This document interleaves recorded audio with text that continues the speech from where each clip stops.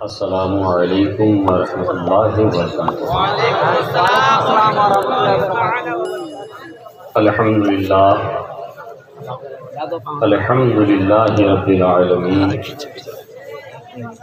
والعاقبۃ للمتقین سید الانبیاء والمرسلین من کان نبیا وآدم بین الماء والطین سید الکونین امام القبلتین جد الحسن والحسین سید الصابرین وعلی الطیبین الطاہرین وعلی شیخ الاسلام والمسلمین سیدنا عبد القادر محی الدین وعلی سید الاولیاء ولی الہند سیدنا معین الدین وعلی سیف ربانی سیدنا نعیم الدین جیلانی رضی اللہ تعالی عنہم اجمعین وعلی آلہ وصحابہ اجمعین اما بعد فاعوذ باللہ من الشیطان الرجیم بسم اللہ الرحمن الرحیم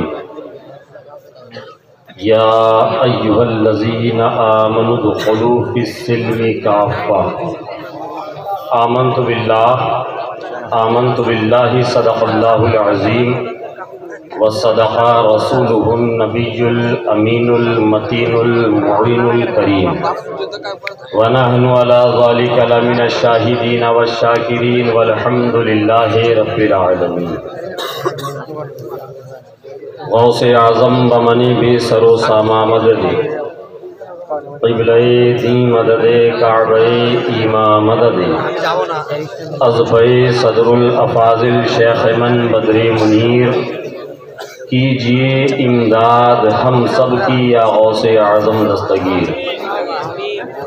کچھ عرض و معروض سے قبل نہایت ادب و احترام کے ساتھ اپنے آقا و مولا لمبے لمبے ہاتھوں سے بھیک دینے والے داتا اندھیری قبر میں کام آنے والے آقا حشر کی تپتی ہوئی دھوپ میں جب زبانیں پیاس کی شدت سے باہر آئیں ایسے سنکٹ کے وقت حوض کوثر سے بھر بھر کے جام کوثر پلانے والے آقا حشر کے دن جب تمام انبیاء والمرسلین اذهبوا الی غیری کہہ کے کسی اور کے پاس جانے کا اشارہ کر دیں ایسی جانکنی کے عالم میں انا لہا کا مزدہ جافزہ سنانے والے آقا گنبد خضرا کے مکین رحمت للعالمین طٰہٰ و یاسین ساقی مدینہ مشک و عنبر سے زیادہ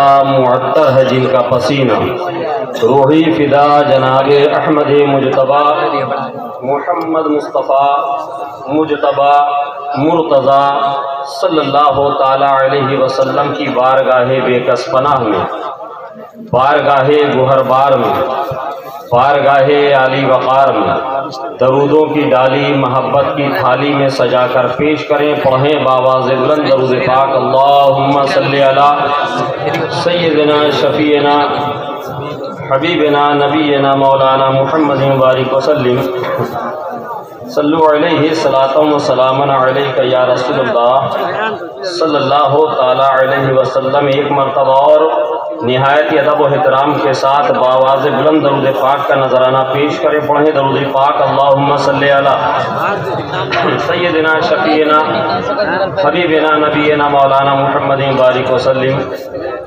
صلو علیہ صلاۃ و سلام علیک یا رسول اللہ صلی اللہ تعالی علیہ وسلم۔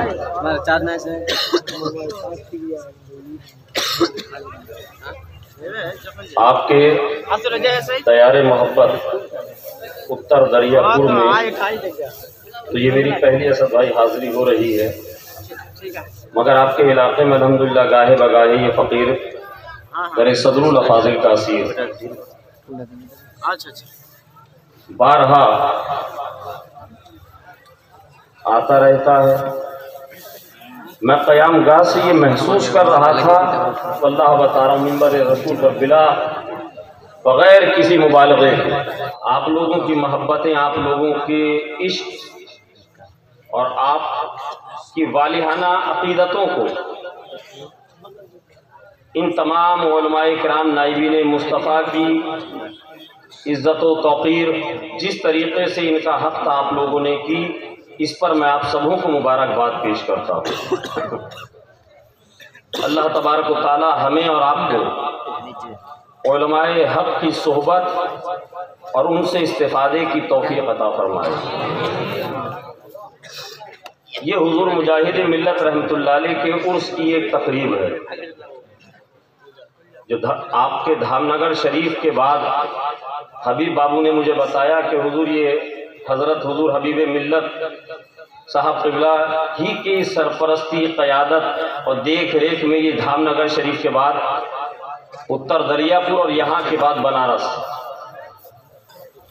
سمجھ رہے ہیں آپ نے بہت ہلکے میں لے لیا، آپ نے بھی سمجھا نہیں، حضور مجاہد ملت کو آپ نے سمجھا نہیں۔ اگر آپ سمجھ لیتے نا تو یہ اٹھک بیٹھک آپ نہیں کر کے بلکہ اپنی پلکوں سے اس زمین کو بہار رہے ہوئے، کیا کہنے حضرت، کیا جملے آپ نے ملت کو اگر سمجھ لیتے آپ، سمجھ رہے ہیں جزاک الحمدللہ۔ ابھی اسد بھائی پڑھ رہے تھے اعلیٰ حضرت کا ڈنکا بجے گا، میں کہتا ہوں کہ ہے رضائے رب کا ذریعہ، ہے رضائے رب کا ذریعہ مسلک احمد رضا، ہے رضائے رب کا ذریعہ مسلک احمد رضا، اور مسلک اعلیٰ حضرت سے ہمیں محبت پیٹ پرستی کی وجہ سے نہیں ہے، یاد رکھیے گا، یہ ہمیں ورثے میں ملی اور ہمارے خون میں شامل ہے الحمدللہ۔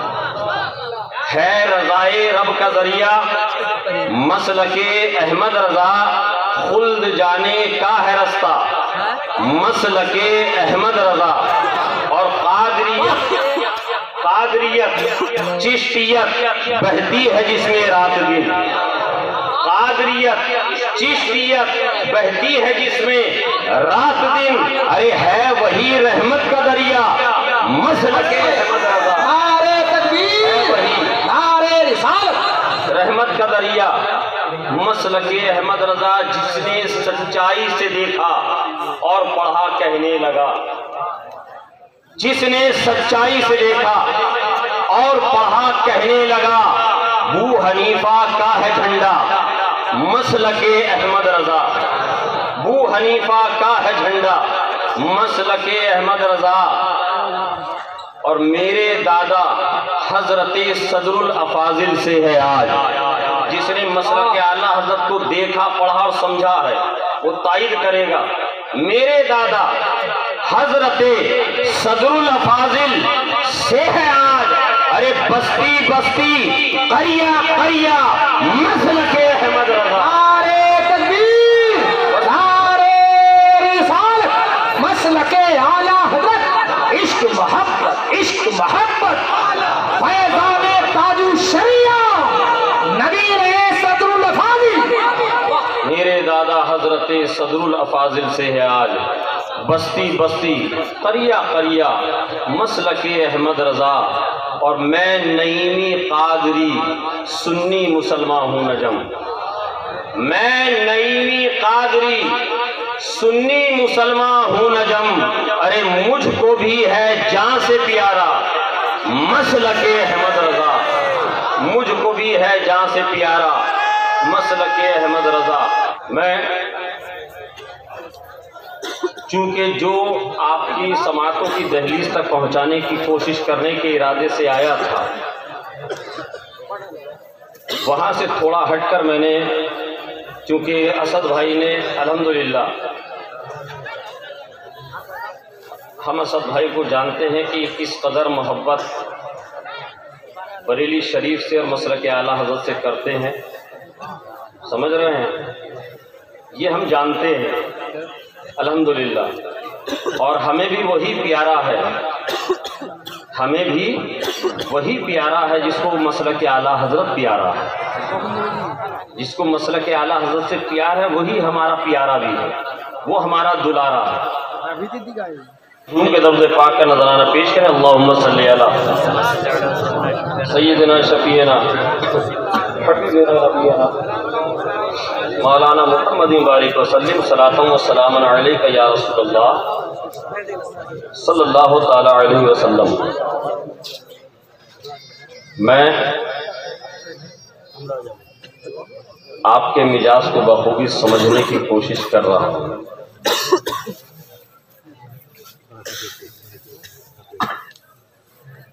بہت مختصر سے وقت کے لیے میں آپ کے اور ان عظیم شعراء کرام کے درمیان حائل ہوں۔ جی میں نے جس آیت مقدسہ کی تلاوت کا شرف حاصل کیا، قرآن عظیم میں رب تبارک و تعالی ارشاد فرماتا ہے یا ایھا الذین آمنوا ادخلوا فی السلم کافہ، اے ایمان والو اسلام میں پورے داخل ہو۔ اسلام میں پورے داخل ہو، یہ اس آیت کریمہ کا مطلب و مفہوم ترجمہ۔ رب فرما رہا ہے ایمان والوں سے۔ کس سے فرما رہا ہے؟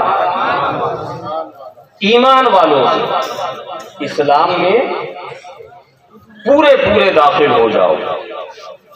آپ سوچ رہے ہوں گے کہ حضرت نے آیت مقدسہ کی تلاوت کی اور اس کا ترجمہ بھی ہمیں سنایا، بیان کیا، اور خود ہی فرما رہے ہیں ترجمے میں کہ رب فرما رہا ہے یا ایھا الذین، اے ایمان والو اسلام میں پورے داخل ہو جاؤ۔ جب ہمیں ایمان والا کہا جا رہا ہے،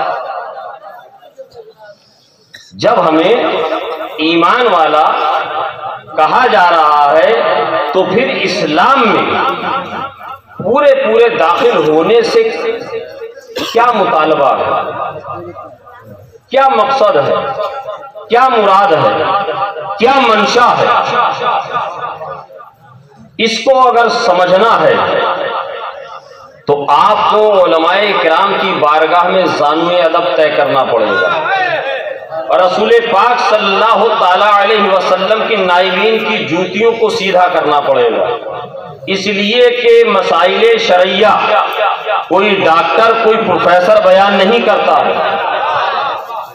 یہ کام علماء دین کا ہے۔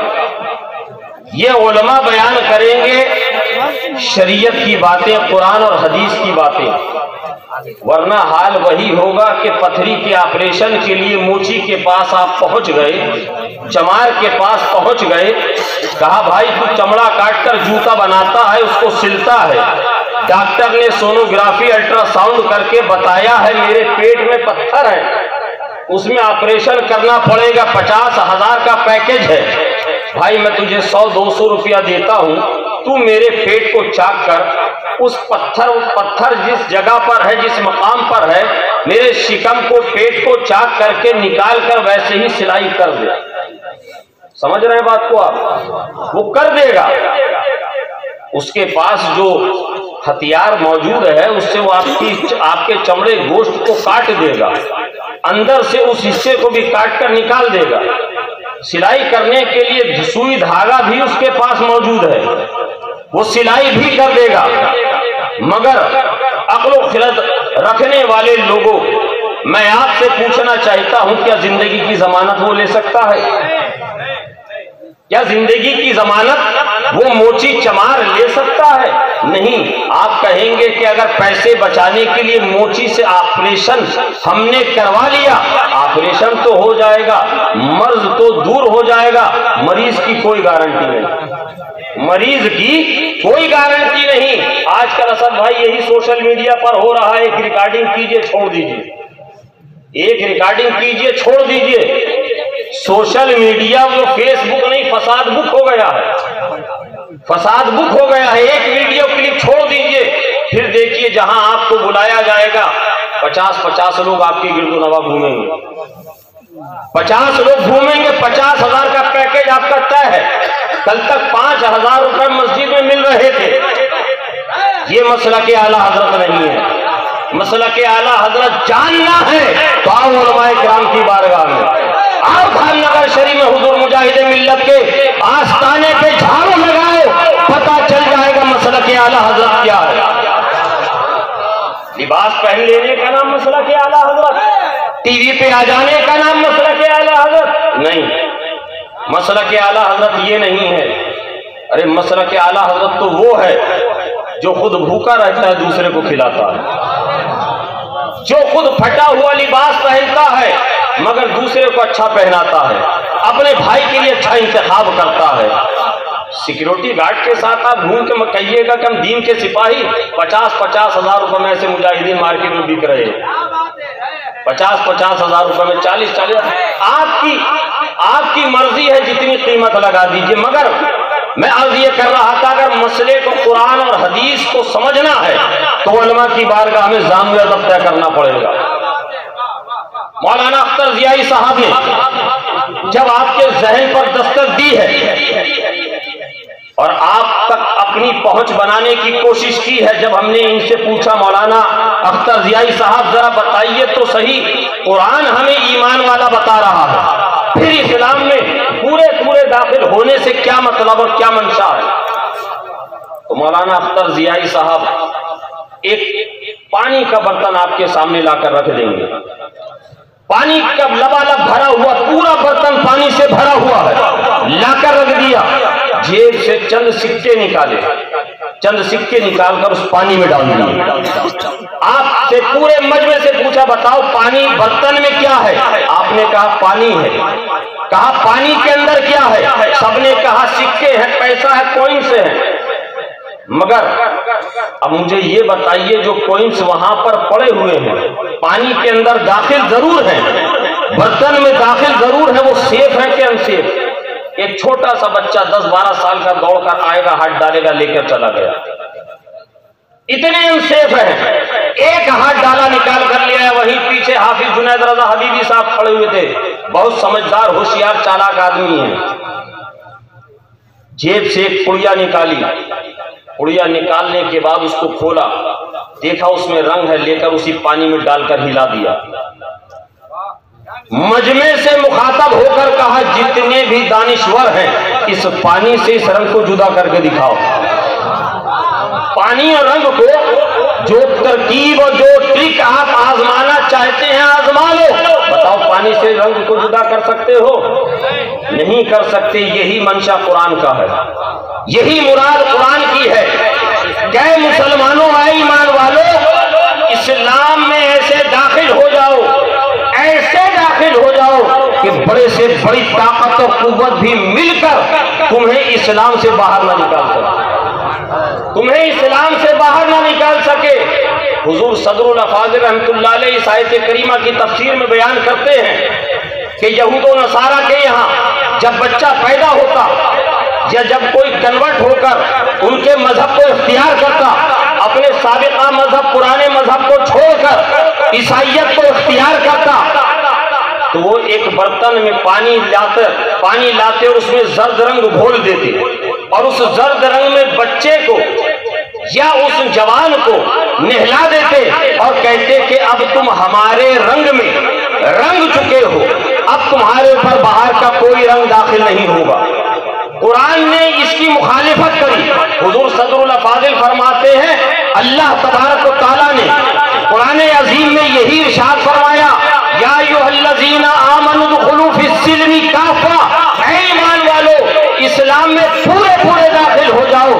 مقصد یہ ہے، منشا یہ ہے، مراد یہ ہے، اے ایمان والو، اے ایمان والو، اے مسلمانوں تم اسلام میں ایسے داخل ہو جاؤ کہ تمہارا ظاہر بھی اسلامی ہو جائے، تمہارا باطن بھی اسلامی ہو جائے، تم ظاہر سے بھی مسلمان نظر آؤ، تم باطن سے بھی مسلمان نظر آؤ۔ اور 1 صدی پہلے میرے امام نے اسی طرف اشارہ کر کے فرمایا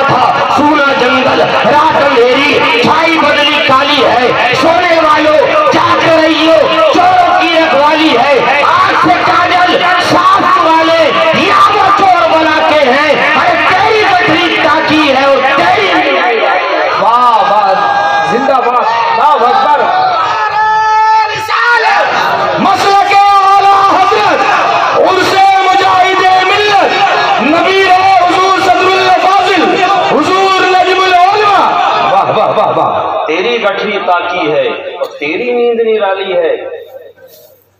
اور آپ جانتے ہیں ہمارے اور آپ کے پیارے آقا جناب محمد رسول اللہ صلی اللہ تعالی علیہ وسلم نے مومن کی مثال کیسے دی ہے. آپ علماء کی بارگاہ میں جب ثانوی ادب طے کریں گے خدا کی قسم آپ کا ظاہر اور باطن دونوں نکھار دیں گے. میرے آقا ارشاد فرماتے ہیں صحابہ کرام کا مقدس مجمع مسجد نبوی شریف کا صحن ہے. میرے آقا ارشاد فرماتے ہیں اے میرے پیارو، اے میرے جانی سارو، اے میرے غلاموں، کیا جانتے ہو مومن کی مثال کس درخت کی سی ہے؟ مومن کی مثال کس درخت کی سی ہے؟ حضرت عبداللہ ابن عمر رضی اللہ تعالیٰ عنہ وہاں تشریف فرماتے ہیں. وہ فرماتے ہیں میں سرکار کا اشارہ سمجھ گیا مگر ادباً میں خاموش رہا. میں نے عرض کیا یا رسول اللہ صلی اللہ علیہ وسلم آپ ہی بیان کر دیجیے. کیا بات ہے، واہ واہ واہ واہ، آپ ہی بیان کر دیجیے. آقا ارشاد فرماتے ہیں مومن کی مثال کھجور کے درخت کی طرح مانند ہے. کیا بات ہے، زندہ باد، واہ واہ واہ واہ. کھجور کے درخت کے مانند ہے. آپ نے کھجور کا درخت دیکھا ہے؟ کھجور کا گاچ، جی آپ کے یہاں گاچ کہتے ہیں، آپ نے دیکھا ہے نا کتنا خوبصورت ہوتا ہے، کتنا خوبصورت ہوتا ہے. اس کا پھول کتنا خوشبودار اور اتنا اتنا بڑا پھل. آپ کے اتر دریا پور میں ہے ایسا کوئی کھجور کا درخت ہے؟ نہیں. وہ اللہ کا بندہ کہہ رہا ہے جی وہ کہہ رہا ہے اتنا بڑا درخت پھل ہوتا ہے نا کھجور کا؟ نہیں چھوٹا چھوٹا. دیکھیے ماشاء اللہ کھجور کے درخت سے مثال میرے آقا نے دی. اب یہاں پھر آپ کے ذہن میں بات آئے گی کہ اس ضروع زمین کے اوپر بے شمار درخت ہیں. اس ضروع زمین پر طرح طرح کے درخت پائے جاتے ہیں. بڑا بڑا قیمتی درخت ہے، بڑا موٹا اور تازہ اور گھناور درخت ہے. اسی زمین کے اوپر چھوٹے چھوٹے مگر قیمتی درخت بھی پائے جاتے ہیں جن میں زعفران کا درخت بھی ہے. چھوٹا سا پھول نکلتا ہے، کئی لاکھ روپیہ کلو وہ زعفران بکتی ہے. اگر لکڑی کے اعتبار سے آپ دیکھیں تو چندن کی لکڑی سب سے قیمتی لکڑی ہے. کھنے ہونے کے پھل کے اعتبار سے دیکھیں طرح طرح کے پھل کے درخت آپ کو مل جائیں گے. مگر میرے آقا جناب محمد رسول اللہ صلی اللہ تعالی علیہ وسلم نے مومن کی مثال دی. مومن کی مثال دی تو چندن کے درخت سے نہیں دی. کیا بات ہے، واہ واہ. زعفران کے درخت سے نہیں دی، آم اور دوسرے درختوں سے نہیں دی، بلکہ آقا نے اگر مومن کی مثال دی ہے کھجور کے درخت سے دی. آخر اس میں کون سی حکمت پوشیدہ ہے، کون سے راز پنہا ہے؟ جب ہم نے علماء کرام کی بارگاہ میں ثانوی ادب طے کیا تو ہم نے تین باتیں جو موٹی موٹی ہمارے ذہن میں آئیں، جو علماء سے ہم نے سیکھی، تین مثالیں، تین باتیں. ایک، جب موسم بہار جاتا ہے، جب بہاروں کا موسم جاتا ہے، خزاں کا پتجھڑ کا موسم آتا ہے، ہر درخت کے پتے گر جاتے ہیں، سارے درخت کملا جاتے ہیں، مرجھا جاتے ہیں، مگر کھجور کے درخت کو دیکھیے جیسا وہ مئی جون کی تپتی ہوئی گرمی میں کھڑا ہوا ہے، جیسے وہ دسمبر کی سردی سرد راتوں میں کھڑا ہوا ہے، ایسے ہی مئی جون کے لو کے تھپیڑوں میں بھی کھڑا ہوا ہے. بے شک بے شک. آقا نے ارشاد فرمایا مومن کی مثال یہ سردی گرمی فضا اور خزاں دونوں کو برداشت کرتا ہے. یہی مثال تو مومن کی ہے، یہی مثال تو مسلمان کی ہے. آج 1400 سالہ تاریخ کا آپ جائزہ لیجئے، مجاہد ملت رحمت اللہ علیہ کا عرس ہے. ذرا کچھ سیکھ کر یہاں سے جائیے، کچھ حاصل کر کے جائیے. بھاگلپور میں ہزاروں مسلمانوں کو قتل کیا گیا سن 1991 میں، بجنور میں ہزاروں مسلمانوں کو قتل کیا گیا. بابری مسجد کی شہادت کسے یاد نہیں؟ سن 1992 میں بابری مسجد کو شہید کر کے پورے ملک کی فضا میں آگ لگا دی گئی. سن 2000 اور 2002 کی تاریخ کون بھول है। गुजरात में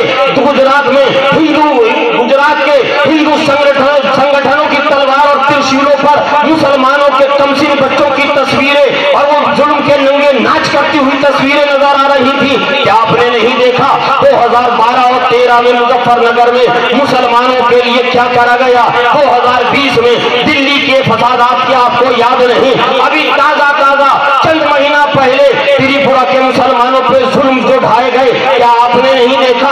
सब आपने देखा। मगर क्या बात है, पूरी दुनिया की ताकतें, हिंदुस्तान हो, अफगानिस्तान हो, ईरान हो, इराक हो, शाम हो, लीबिया हो, या मुसलमानों का कोई भी खित्ता हो, जहां देखिए मुसलमानों को मारा जा रहा है, जहां देखिए मुसलमानों पर बम बरसाए जा रहे हैं, जहां की जमीन को देखिए मुसलमानों के खून से लाल की जा रही है।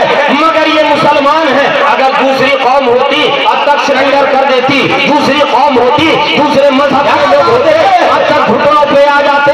मगर ये मुसलमान है, ये इस्लाम के मानने वाले हैं, ये पैगंबर इस्लाम के चाहने वाले हैं, ये पैगंबर आजम के दीवाने हैं। दिन बढ़ते चले जा रहे हैं, जुल्म के पहाड़ तोड़े जा रहे हैं, मगर ये खड़े होते हैं। जुल्म इन पर ढाए जाते हैं, मगर ये फिर भी खड़े हो जाते हैं। इनकी हरियाली, क्या बात है, क्या बात है, इनकी हरियाली में कोई फर्क नहीं आ रहा है। 1400 साल गुजर गए, फर्क नहीं आ रहा है। अरे फर्क उसकी हरियाली में है जो हरियाली दुनियादार से ले। क्या बात है, जो हरियाली दुनियादार से मिले, हमें तो मदीने के ताजदार से मिली है, उसके गुंबद मीनार से मिली है। मुसलमानों को हरियाली और सब्जा जो मिला है, झगड़ा के सब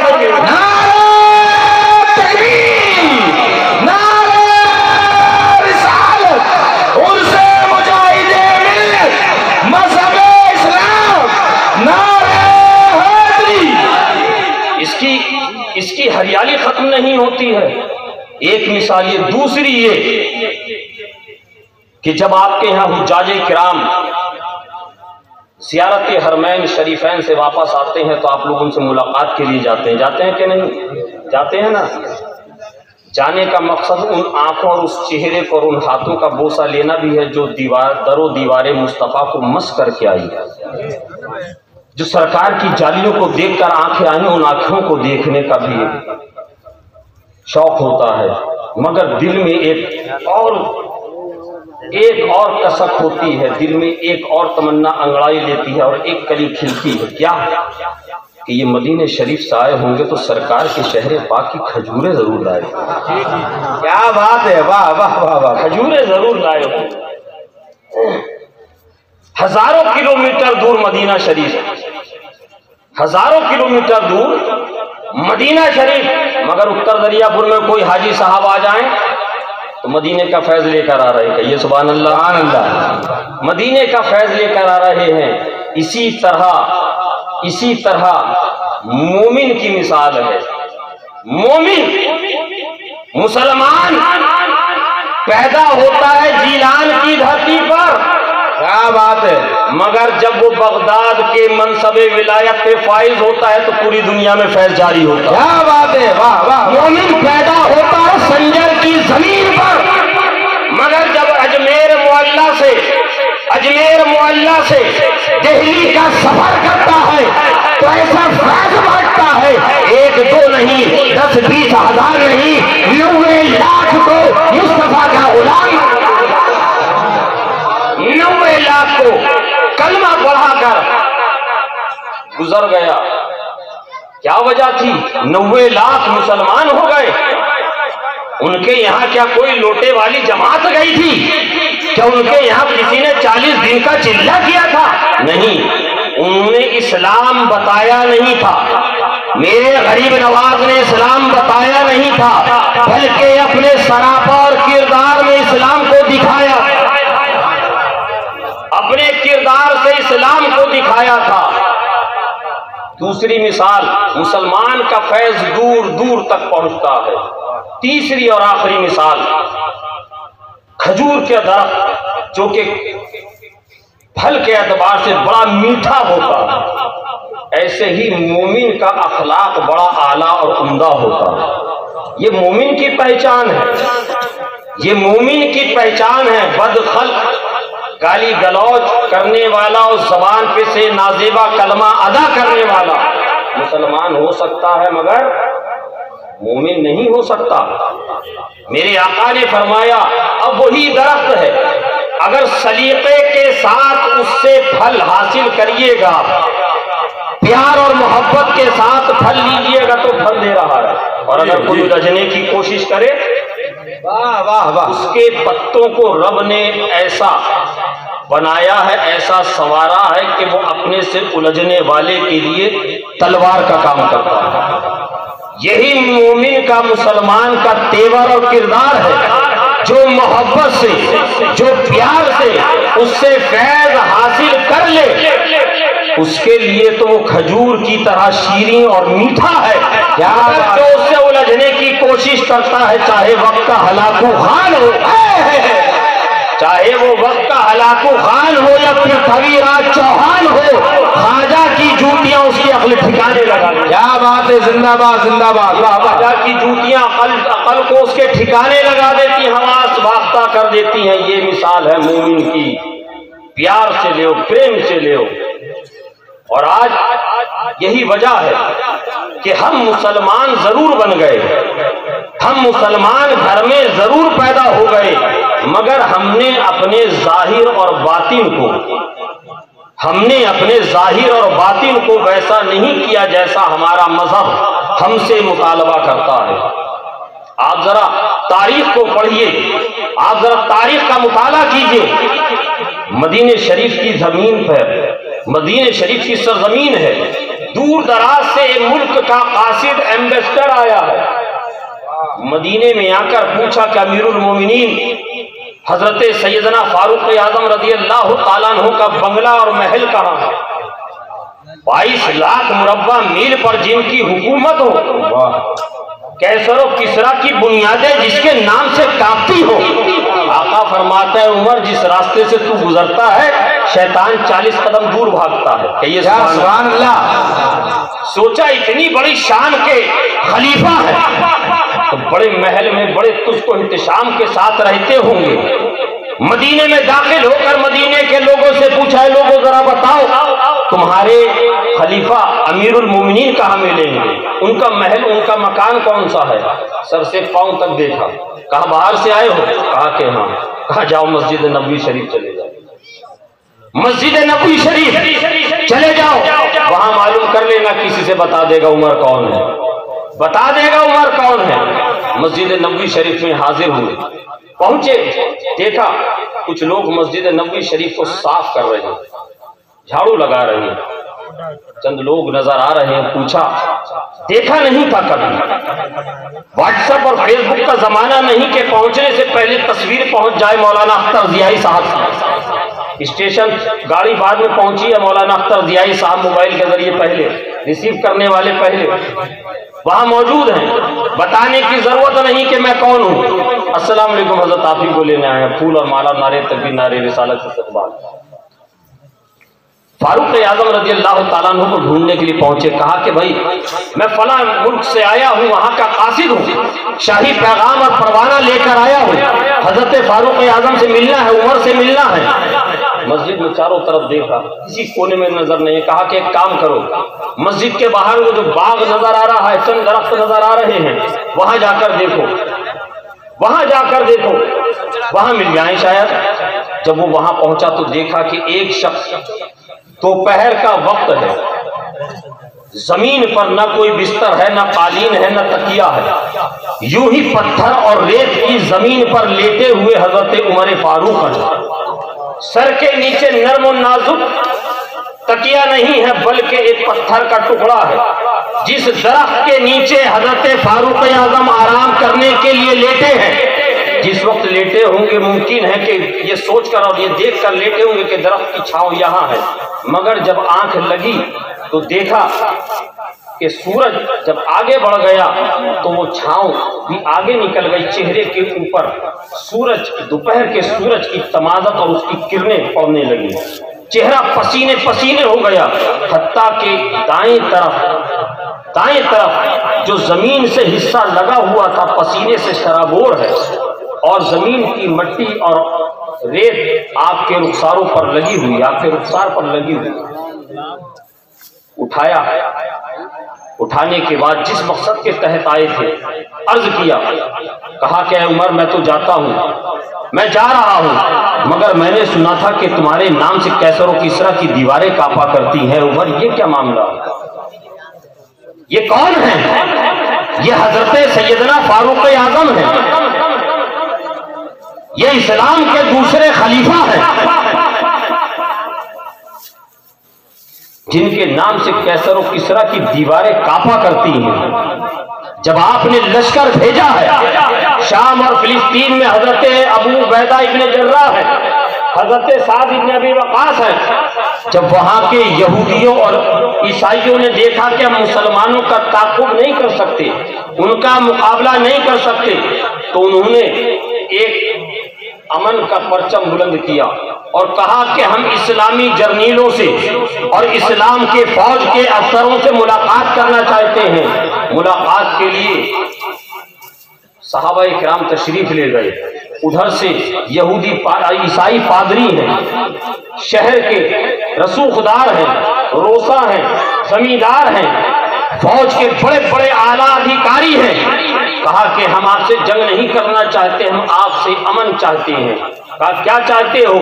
کہا کہ ہم یہ چاہتے ہیں کہ ہم آپ کی حکومت کے ساتھ مل کر اپنی حکومت قائم کریں، اور ہم یہ چاہتے ہیں کہ شہر کے خزانوں اور اس شہر کے قلعے کی چابی آپ کے خلیفہ کے ہاتھ میں دیں گے، مگر اس کے لیے ہماری شرط یہ ہے کہ ان کو یہاں آنا پڑے گا، ان کو یہاں آنا پڑے گا۔ حضرات آپ جانتے ہیں کہ آپ کے یہاں میونسپل کارپوریشن کے الیکشن اگر کوئی جیت جائے، کوئی مکھیا کا الیکشن جیت جائے، ایک مکھیا بننے کے بعد اس کے ساتھ 50 باڈی گارڈ ہوتے ہیں، 50 آگے پیچھے گھومنے والے اس کے لوگ ہوا کرتے ہیں، اس کے ناز و نام کو برداشت کرنے والے لوگ ہوا کرتے ہیں۔ یہ ذرا سے دنیا دار، یہ ذرا سے میونسپل کارپوریشن کے ممبر اور یہ ایک پنچایت الیکشن کو جیتنے والے مکھیاؤں کا حال ہے، مگر 22 لاکھ مربع میل پہ حکومت کرنے والے سیدنا فاروق اعظم کو میرے دوستوں ملاحظہ کرو، میں چاہتا ہوں اور میں یہ آپ سے عرض کر کے جاؤں گا کہ آپ حضرت فاروق اعظم رضی اللہ تعالیٰ عنہ کو خود بھی پڑھیں اور اپنے بچوں کو بھی پڑھوائیں، تاکہ اسلام اور مذہب اسلام سے سچی وفاداری کے جو درس آپ کو رسول پاک صلی اللہ تعالیٰ علیہ وسلم کے صحابہ اور وفاداروں سے مل جائیں گے، وہ دنیا داروں کے پاس نہیں ملیں گے۔ کیا بات ہے! فاروق اعظم کے بارے میں جب یہ شرط سنی صحابہ کرام نے فوراً تیز رفتار سواری پر قاصد کو بٹھا کر ایک پروانہ دارالحکومت مدینہ شریف روانہ کیا اور کہا کہ جا کر فاروق اعظم کو یہ خط دو اور کہنا کہ حضور جلد سے جلد تشریف لائیں، کہیں ایسا نہ ہو ان کا ارادہ تبدیل ہو جائے اور پھر جنگ کی نوبت آ جائے۔ قاصد نے جا کر وہ پیغام دیا، حضرت فاروق اعظم رضی اللہ تعالیٰ عنہ نے ملاحظہ فرمایا، دیکھا، پڑھا۔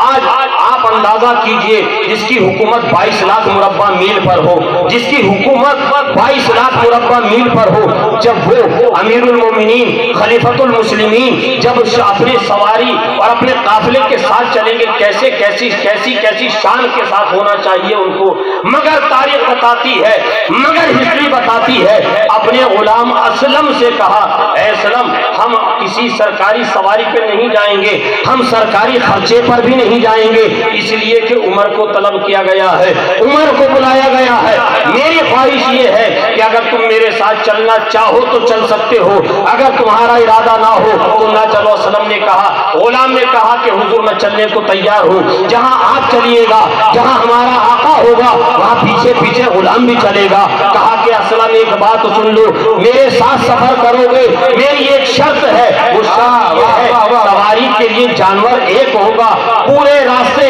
سواری پہ سوار فقط میں نہیں رہوں گا بلکہ ایک منزل تک میں سواری پہ سوار رہوں گا، پھر تھوڑا آرام کریں گے، اگلی منزل تک تم میں گھوڑے کا لگام پکڑوں گا، اس طریقے سے چلنا ہو تو میرے ساتھ چلنے کو چلو۔ تو اسلم نے کہا تھا، حضور زمانہ کیا کہے گا، دنیا کیا کہے گی؟ غلام آقا کی سواری کی نکیل اور لگام پکڑ کر چلے تو کوئی بات نہیں، اس کی عزت و توقیر میں اضافہ ہوگا، مگر آقا غلام کی سواری اگر لے کر چلے گا، نکیل پکڑ کے چلے گا تو غلام کیا کرے گا؟ کہا کہ اصل میرے ساتھ چلنا ہے تو چلو ورنہ تم رک سکتے ہو، میں جا رہا ہوں۔ غلام نے کہا مجھے حضور کی شرط منظور ہے، ساتھ میں چل دیا، ساتھ میں حضرت فاروق اعظم کے چل دیا۔ حضرت فاروق اعظم جا رہے ہیں، ساتھ میں غلام بھی ہے، ایک منزل آپ سوار ہوتے ہیں، دوسری منزل غلام سواری پہ سوار ہے۔ جب غلام سوار ہوتا حضرت فاروق اعظم نکیل پکڑ لیتے، رسی کو لگام کو پکڑ لیتے، اور جب حضرت فاروق اعظم سوار ہوتے تو غلام نکیل اور رسی کو پکڑ لیتا، لگام کو تھام لیتا۔ مسلمانوں، اللہ کی رحمتیں جھوم کر برسی، رب کی رحمتیں جھوم کر برسی۔ میرے سیدنا فاروق اعظم رضی اللہ تعالیٰ عنہ ابھی ملک کی سرحدوں میں داخل نہیں ہوئے تھے کہ آسمان سے ایک بادل آیا اور برس کر چلا گیا، گویا کہ اس زمین کی آلودگی اور گندگی کو دھو کر چلا گیا۔ فضا خوشگوار ہو گئی، ماحول سازگار ہو گیا، ہوا مشکبار ہو گئی، ہوا چل رہی ہے، بھینی بھینی ہوا چل رہی ہے، مہکی مہکی ہوا چل رہی ہے۔ فاروق اعظم بھی تداؤ ہوئے بستی میں داخل ہوتے ہیں، شہر کے اندر داخل ہوتے ہیں۔ حضرت سیدنا سعد بن ابی وقاص ہیں، اس مسلمانوں کے لشکر کے بڑے بڑے جرنیل اور بڑے بڑے قائدین ہیں، صحابہ کرام کی ایک کثیر جماعت ہے، بڑے بڑے صحابہ ہیں، وہیں پر عیسائی پادری بھی کھڑے ہیں، سرمایہ دار بھی کھڑے ہیں، اثردار بھی کھڑے ہیں، زردار بھی کھڑے ہوئے ہیں۔ انہوں نے آج تک سنا تھا حضرت فاروق اعظم کے نام کو، مگر کبھی دیکھا نہیں تھا۔ جب حضرت فاروق اعظم کی سواری شہر میں داخل ہو رہی ہے، اس وقت سواری پہ سوار رہنے کی باری اسلم کی تھی۔ حضرت فاروق اعظم رضی اللہ تعالیٰ عنہ جانور کی سواری کی نکیل تھامے ہوئے بستی میں داخل ہو رہے ہیں، بستی میں داخل ہو رہے ہیں۔ غلام سواری پر بیٹھا ہوا ہے۔ حضرت سعد بن ابی وقاص نے دور سے دیکھا، دوڑ کر آئے، اور مزے کی بات آپ کو بتاتا چلوں، مورخین روایت کرتے ہیں جب حضرت فاروق اعظم بستی میں داخل ہوئے، بارش ہونے کی وجہ سے مٹی نرم ہو گئی تھی، مٹی گیلی ہو گئی تھی، جیسے بارش ہونے کے بعد آپ کے یہاں کی زمین گیلی ہو جایا کرتی ہے۔ مگر جب حضرت فاروق اعظم بستی میں داخل ہوئے تو بستی کی، شہر کی مٹی نے اچھل کر حضرت فاروق اعظم کے قدموں کا بوسہ لیا۔ سبحان اللہ، آیا ہے دامن سے لپٹ کر برکتوں کو حاصل کیا۔ کہ فاروق اعظم کفر کی عادت میں بہت ہو گئی، کفر کی تاریکی میں بہت جی لیے، اب کفر کی تاریکی میں جیا نہیں جاتا ہے۔ اب اسلام کی روشنی سے اس فضا کو بھی معمور کر دیجئے، منور کر دیجئے۔ حضرت فاروق اعظم نے کیچڑ کی وجہ سے اپنی نالین جوتیوں کو اتار کر بغل میں دبا لیا، بغل میں جوتیاں دبائے ہوئے، سواری پہ غلام، ہاتھ میں لگام تھامے ہوئے فاروق اعظم تشریف لا رہے ہیں، فاروق اعظم تشریف لا رہے ہیں۔ سنو مسلمانوں، قائد کیسا ہوتا ہے، جنہیں مجاہد ملت کو اپنی ماتھے کی نگاہوں سے دیکھا ہے۔ ہم نے سنا ہے اپنے بزرگوں سے، حضور مجاہد ملت سفید تہبند پہنا کرتے تھے، سفید کرتا پہنتے تھے، پلے کی ٹوپی۔ یہ کیسا مجاہد ہے، یہ کیسا مجاہد ہے۔ آج تو حال یہ ہے کہ بزرگوں کے نام کی روٹیاں توڑنے والے بڑے بڑے قیمتی لباس، شایان شان لباس پہن کر گھوم رہے ہیں۔ یہ حال ہو گیا ہے، بزرگوں کی عظمتوں کو بیچنے کی فراق میں لگے ہوئے۔ اللہ ماشاءاللہ، اللہ بچائے ایسے لوگوں سے۔ یہ حضرت فاروق اعظم رضی اللہ تعالیٰ عنہ ہیں۔ جب داخل ہوئے، حضرت سعد نے جب دیکھا دور سے نظارہ کے بغل میں جوتیاں دبی ہوئی ہیں، سواری پہ غلام اسلم بیٹھا ہوا ہے، نکیل حضرت فاروق اعظم کے ہاتھ میں ہے، دوڑ کر قریب پہنچے اور جو لباس حضرت فاروق اعظم زیب تن فرمائے ہوئے تھے اس پر چمڑے کے پیبند لگے ہوئے تھے۔ امیر المومنین جسم کے اوپر پیبند والا لباس پہن کر اللہ اکبر داخل ہوتے ہیں شام اور فلسطین کی سرحدوں میں۔ حضرت سعد دوڑ کر آئے، عرض کرتے ہیں حضور چند لمحوں کے لیے، چند لمحوں کے لیے خیمے میں تشریف لے چلیے. کیا بات ہے. ہمارے خیمے میں تشریف لے چلیے. اے سعد کیا بات ہے, کیا معاملہ ہے؟ کہا حضور آپ کے لباس کے اوپر کتنے پیبند لگے ہوئے ہیں. آج تک عیسائیوں کے پادریوں نے اور عیسائیوں کے بڑے بڑے سرداروں نے جو آپ کے نام سے لرزہ برندام ہیں, جو کانپ رہے ہیں, آج تک آپ کو دیکھا نہیں ہے. آپ کے قدموں میں کیچڑ لگی ہوئی ہے, لباس پہ کیچڑ لگی ہوئی ہے, لباس پیبند سے سلا ہوا ہے, لباس پر پیبند لگے ہوئے ہیں. حضور چند لمحوں کے لیے چلیے, ہاتھ منہ دھو کر غسل کر لیجئے, لباس چینج کر لیجئے. اگر نہیں لائے ہیں ہمارے پاس لباس ہے, آپ پہن کر شایان شان شہر میں داخل ہوں تاکہ ان لوگوں کے دلوں پر اسلام اور امیر المومنین کی دھاک مزید بیٹھ جائے. تاریخ بتاتی ہے, مورخین نے روایت کیا ہے, حضرت فاروق اعظم نے جب حضرت سعد اور صحابہ کرام رضوان اللہ تعالی علیہم اجمعین سے یہ سنا تو جلال کی کیفیت آپ پر طاری ہو گئی. جوش ایمانی سے کانپتے ہوئے گرجدار آواز میں کہا, اے سعد تجھ پر تیری ماں روئے, اے سعد تجھ پر تیری ماں روئے.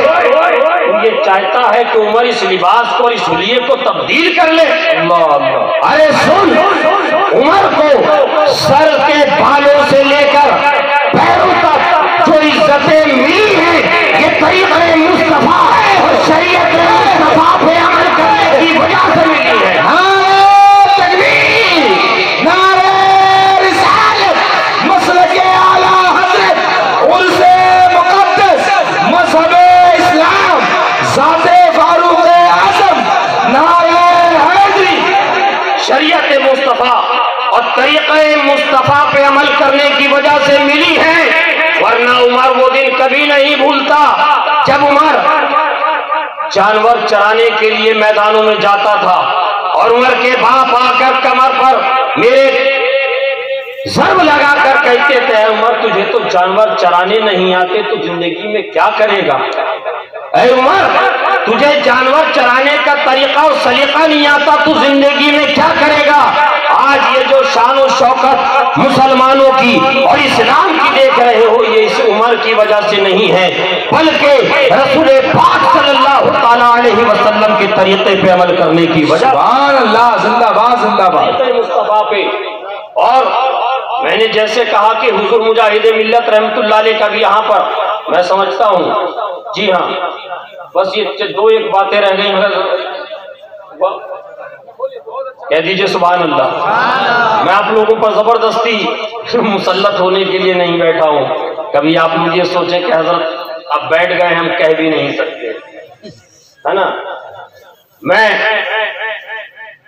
جو باتیں آپ تک پہنچانا چاہ رہا ہوں انشاءاللہ تبارک و تعالیٰ آپ آج نہیں تو بعد میں محسوس کریں گے.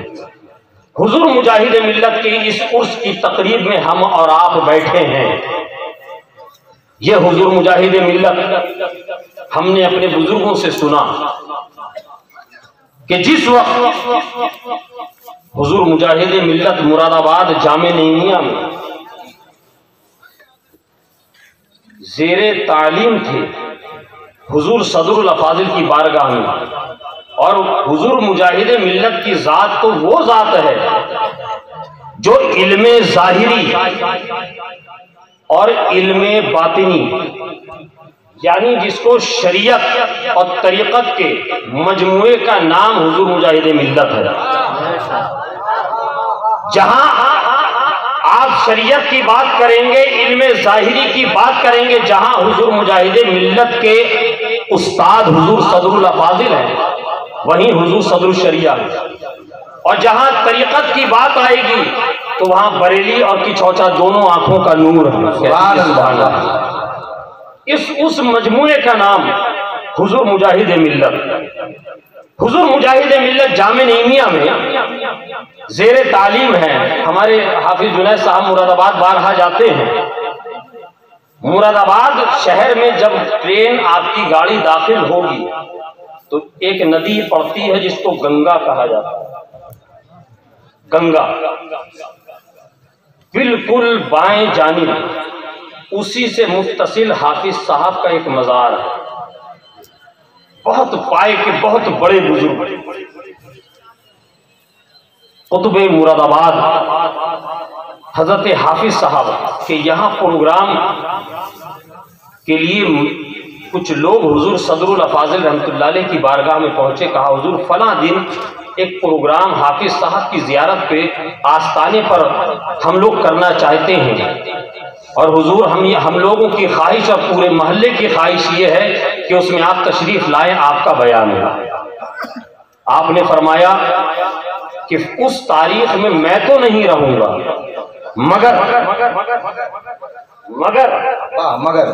مگر میں اپنے روحانی فرزند کو بھیجوں گا۔ سبحان اللہ، میرا روحانی فرزند جائے گا۔ حضور مجاہد ملت کو بلایا، کہا حبیب الرحمان یہاں آؤ، واہ واہ واہ واہ واہ واہ، حبیب الرحمان یہاں آؤ۔ حضور مجاہد ملت تشریف لے گئے، دو زانوں 10 بستہ عرض کرتے ہیں، جی حضور۔ کہا حافظ صاحب کے یہاں فلاں تاریخ میں پروگرام ہے، اس میں آپ چلے جائیے گا، بعد نماز مغرب پروگرام ہے، شام کا وقت ہوگا، ایک کام کیجیے گا، اپنے ساتھ چند ساتھیوں کو لے لیجیے گا، ساتھیوں کو لے کر چلے جائیے گا۔ اس تاریخ پر حافظ حضور مجاہد ملت رحمۃ اللہ علیہ حضرت حافظ صاحب رحمۃ اللہ علیہ کے مزار شریف پر پہنچے اور میلاد شریف کی محفل کا انعقاد ہوا۔ محفل کچھ طویل ہو گئی، اور جب رات کا وقت ہوا، برسات کا زمانہ ہے، برابر میں گنگا بہہ رہی ہے، بالکل گنگا کے کنارے حافظ صاحب کا مزار ہے، ایک دم دریا کے کنارے۔ جب رات کی تاریک میں جب باہر نکلے تو دیکھا کہ دریا افان پر، دریا کا پانی اس قدر عبور ہو چکا ہے، اس قدر پھیل چکا ہے کہ اب اس دریا کو پار کرنا مشکل ہی نہیں، ناممکن ہے۔ حضور مجاہد ملت کے جو ساتھی تھے، کہا کہ اب چونکہ ساتھی تھے، تھوڑے بے تکلف بھی تھے، کہا کہ اب کیسے جائیں گے، اور اگر رات کو مدرسے نہیں پہنچے تو حضور صدر الافاضل رحمۃ اللہ علیہ کے مزاج سے وہ لوگ واقف تھے کہ حضرت بے چین ہو جائیں گے، پریشان ہوں گے، فکر مند ہوں گے کہ آخر یہ بچے کہاں رہ گئے۔ حضور مجاہد ملت خاموش کھڑے ہوئے، ساتھی گفتگو کر رہے ہیں، اچانک حضور مجاہد ملت فرماتے ہیں کہ رکو، تم دونوں میرے دائیں بائیں پہلو میں اپنے پہلوؤں کو پھنسا لو۔ کہہ دیجئے سبحان اللہ۔ تم لوگ اپنے پہلوؤں کو میرے پہلوؤں میں پھنسا لو اور اپنی آنکھوں کو بند کر لو، آنکھیں کھولنا نہیں، آنکھوں کو بند کر لو، کھولنا نہیں، اور میں جب کہوں تو چلنا شروع کر دینا، چلتے جانا چلتے جانا چلتے جانا، جب میں کہوں آنکھیں کھول لو تو آنکھیں کھول لو۔ کہا ٹھیک ہے، آنکھیں بند کر لی، پہلوؤں سے پہلو ایک دائیں جانب ایک بائیں جانب، دونوں ساتھیوں کے پہلوؤں کو اپنے پہلوؤں پھنسایا، کہا کہ چلو، اب چلنا شروع کر دیا۔ ساتھی تھے، بے تکلف تھے، تھوڑی دیر کے بعد سوچا کہ یہ حبیب الرحمان ہمیں کس جانب لے کر جا رہے ہیں، ذرا ایک آنکھ کھول کر تو دیکھیں۔ جب ایک آنکھ کھول کر دیکھا تو بالکل بیچ دریا کے بیچ میں، دریا کے اوپر، ڈر کے ماری کھڑکی بن گئی، آنکھ پھر بند کر لی، اب نہیں کھولی، دریا کے پار نکل گئے، واپس مدرسہ پہنچے۔ ایسے حالات اور ایسے معاملے کو اور ایسی بات کو مشاہدہ کر کے حیرت و تعجب میں ڈوب کر رات بھر نیند نہیں ہے، مسجد کے کونے میں بیٹھ کر صبح ہونے کا انتظار کر رہی ہے۔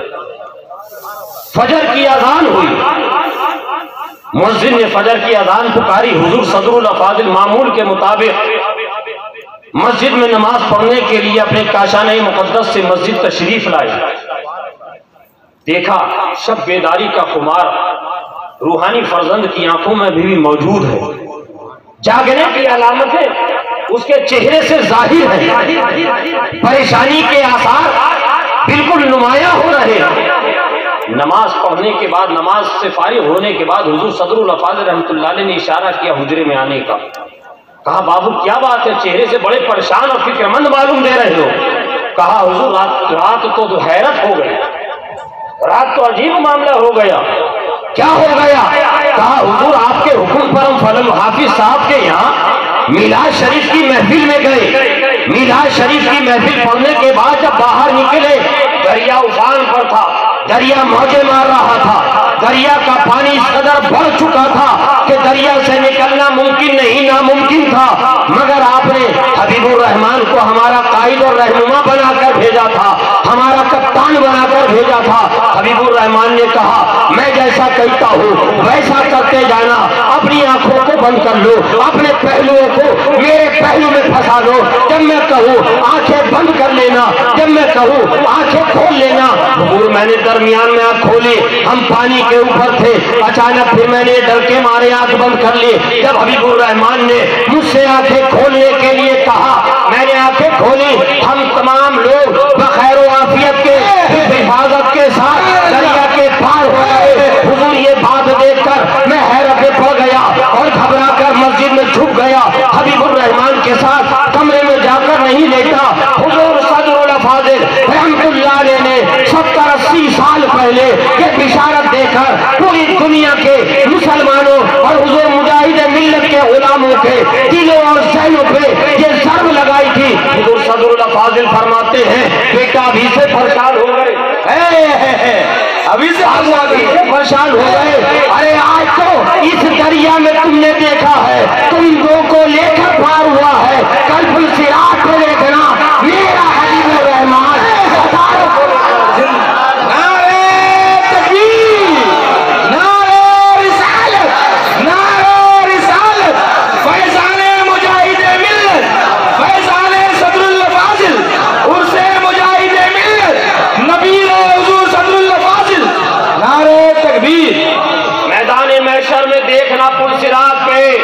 میرا یہ روحانی فرزند حبیب الرحمان ارے آج دو کو لے کر پار ہوا ہے، دو کو لے کر پار ہوا ہے، کل کروڑوں کو لے کر پار ہو جائے گا، واہ واہ واہ، زندہوں کو لے کر پار ہو جائے گا۔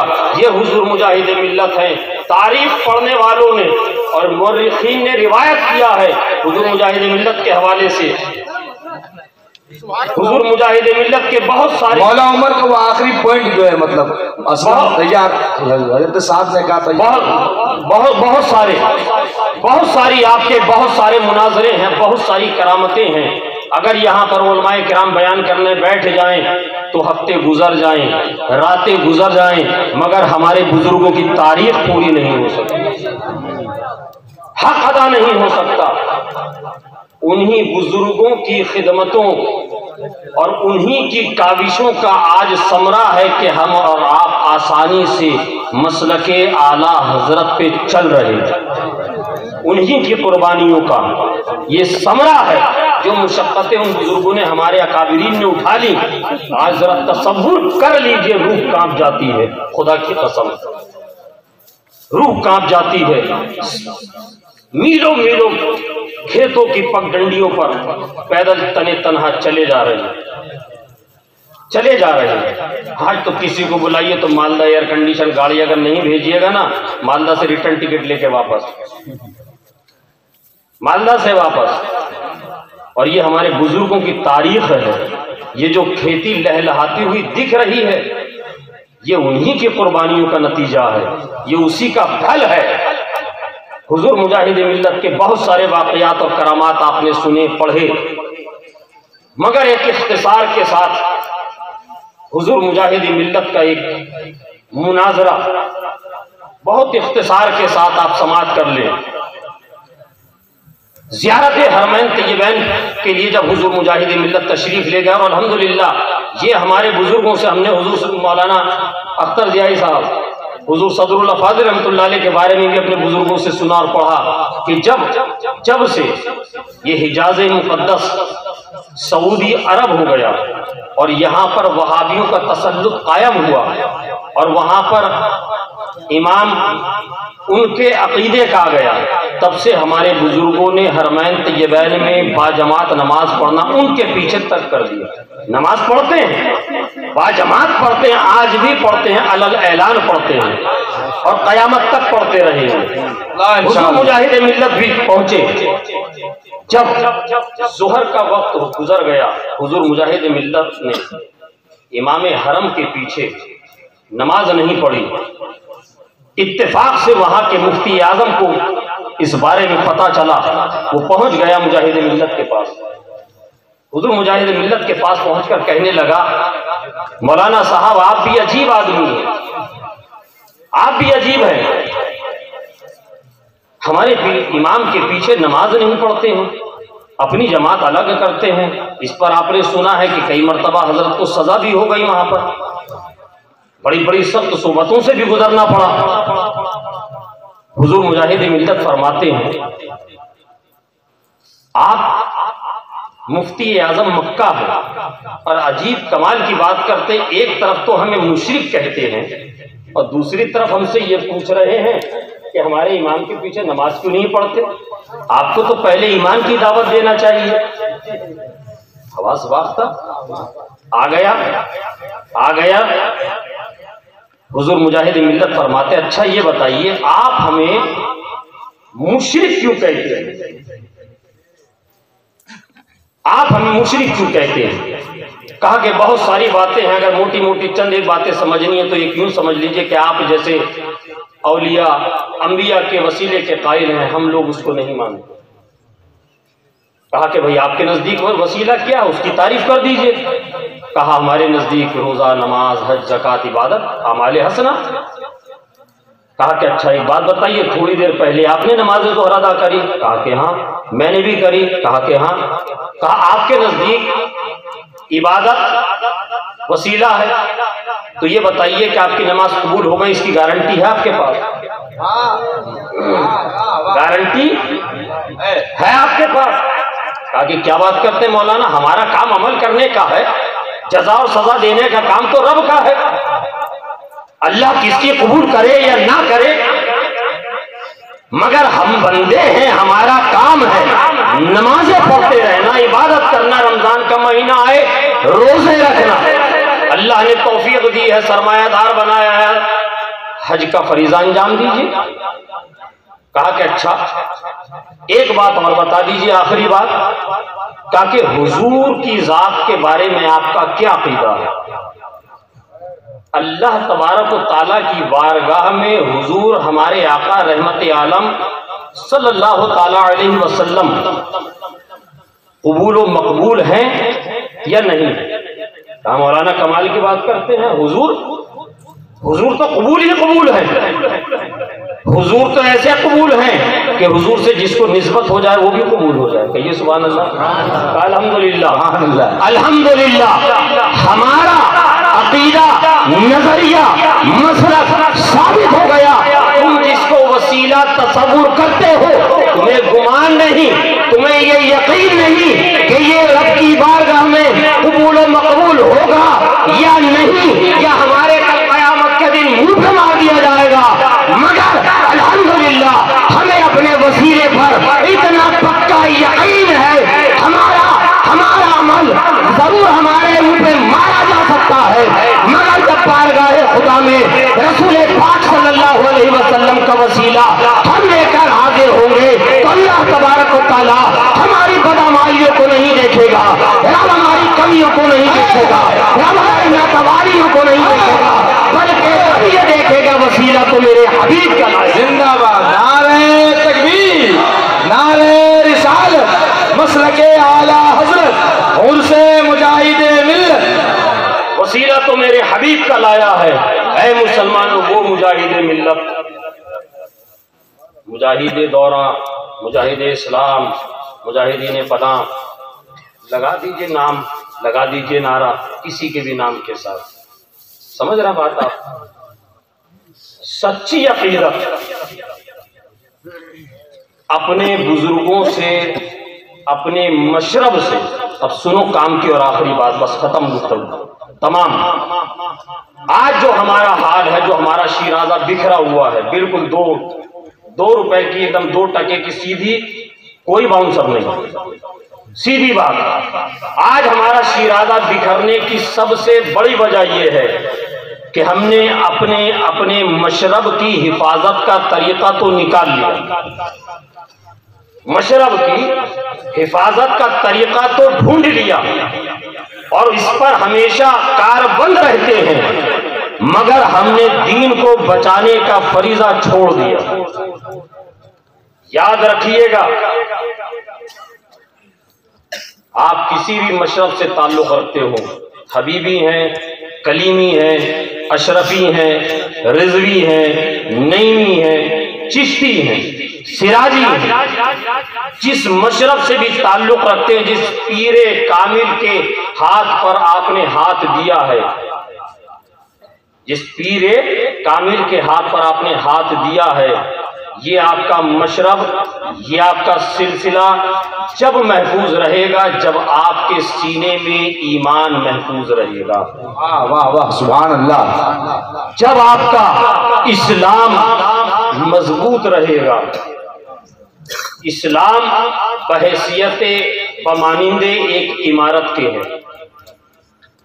ایک عمارت کا نام تصور کیجئے کہ اسلام ہے، اس میں بہت سارے کمرے ہیں، چشتی کمرہ ہے، قادری کمرہ ہے، نقشبندی کمرہ ہے، سہروردی کمرہ ہے، اشرفی کمرہ ہے، رضوی کمرہ ہے، حبیبی کمرہ ہے، نعیمی کمرہ ہے، کلیمی کمرہ ہے، یہ سب کمرے ہیں۔ ہم اپنے کمروں کی حفاظت کر رہے ہیں قاری صاحب کو۔ اب مجھے بتائیے، چاروں طرف سے دشمنی عمارت پر حملہ کر رہا ہے، بولیے صاحب کر رہا ہے کہ نہیں؟ جی جی جی جی، کر رہا ہے کہ نہیں؟ اسلام پہ حملہ ہو رہا ہے کہ نہیں؟ کوئی آیا تھا 25 آیتیں نکالنے کے لیے، آیا تھا نا نکالنے کے لیے، کیا انجام ہوا؟ کوشش تو کری، ایک شوشہ تو چھوڑ گیا، فتنہ تو برپا کر گیا۔ آج کیا ہو رہا ہے؟ جب چاروں طرف سے اس عمارت پہ حملہ ہوگا، اسلام پر حملہ ہوگا، جب عمارت ہی نہیں رہے گی تو ہم اپنے نئی کمرے کو بچا کر کیا کریں گے؟ کیا بات ہے، واہ واہ۔ حبیبی کمرے کو بچا کر کیا کریں گے؟ رضوی کمرے کو بچا کر کیا کریں گے؟ ضرورت اس بات کی ہے، ضرورت اس بات کی ہے، ہمیں کمروں سے پہلے عمارت کی حفاظت کے لیے متحد ہونا پڑے گا، اور متحد ہونے کے لیے بڑے اسٹیج کی ضرورت نہیں ہے۔ آپ اپنے گھر کی ٹوٹی ہوئی چارپائی پر سے اعلان کر دیجئے، خانقاہ کی ٹوٹی ہوئی در و دیوار کے سائے میں بیٹھ کر اعلان کر دیجئے، ہم اس کے ساتھ ہیں جو مسلک امام اعظم اور مسلک اعلیٰ حضرت پہ چلنے کو تیار ہیں۔ زندہ باد۔ ہم ہر شخص اتحاد کے لیے آگے ہیں، ہم ہر اس شخص اتحاد کے لیے آگے آنے کو تیار ہیں جو مسلک اعلیٰ حضرت کے ساتھ مسلک امام اعظم پر کاربند رہنے کی کوشش کرے اور جو اعلان کرے۔ اے مسلمانوں، اس کمرے کو بعد میں بچا لینا، کمرے اپنے آپ محفوظ ہو جائیں گے انشاءاللہ، پہلے عمارت کو بچانے کی ضرورت ہے۔